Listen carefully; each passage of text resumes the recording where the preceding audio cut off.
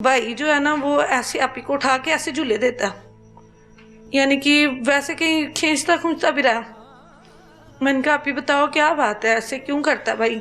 तो कहती है नहीं मामा डरना शुरू हो गई है। मैंने कहा मुझे सच सच बता क्या बात है?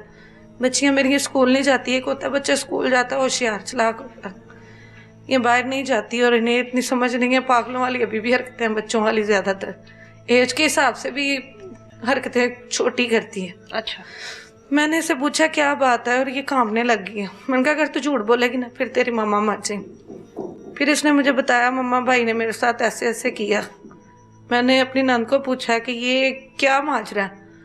कहती है तेरी कुड़ी झूठ बोल दी है। मैं क्या कुड़ी नूं की जरूरत है, बच्ची ने वो गल्लां कीतियां जड़ियां ओनू इन्नी समझ ही नहीं है।